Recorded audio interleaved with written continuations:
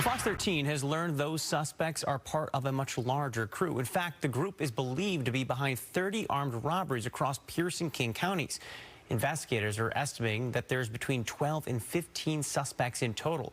And while we've talked about 7-Eleven stores being hit, they're actually linked to a lot of other shops.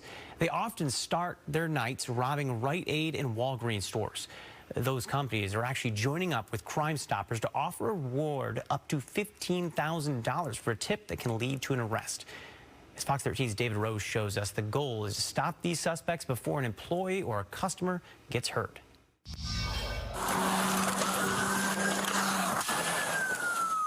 This is body cam footage from June 9th in Pierce County as deputies pursued 3 suspects who had just robbed a 7-Eleven at gunpoint. A deputy times it perfectly when he tosses stop sticks under the wheels of a Kia Soul. 4-3 crash. This caused several tires to go flat, and the suspects crashed onto the side of the roadway. He might be trying to run back out on the street from where we're at. We can hear him crashing through the bushes. Be cautious, this guy is supposed to be armed. All 3 teens ran, tried to evade a canine by walking through this creek, and even asked neighbors for help.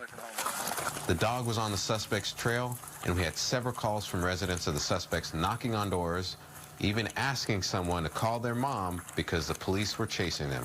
And no, we can't make this stuff up. Go ahead. We're talking to juveniles. Get on the ground.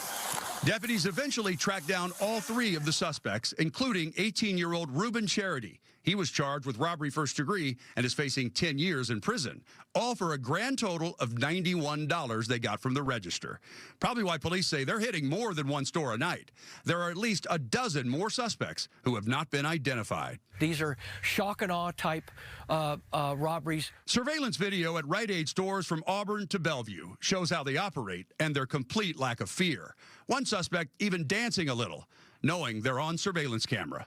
One Lee stands by the door, keeps the automatic door open for a quick escape, and they go in and create havoc, point guns in people's faces, and demand money. Clerks raise their hands and give them whatever they want just to get them out of the store. I would say that they feel that they can get away with it. As they wrap up the robbery, one suspect throws a bottle, smashing it on the floor. And then as the crew heads out the door, happy with their heist, they throw another bottle that bounces on the ground. The more and more they do, the more and more confident they get. In every case, they try to cover up their faces, but you can still see some good shots that may help you identify them. If not from their faces, then from their clothing, whether it's a distinctive pair of blue shoes or a jacket they're known to wear. Nobody has been shot yet, but that fear is justified. Because they're shock and awe like that, you don't know how store clerks or citizens are going to react that's going to end up getting somebody hurt.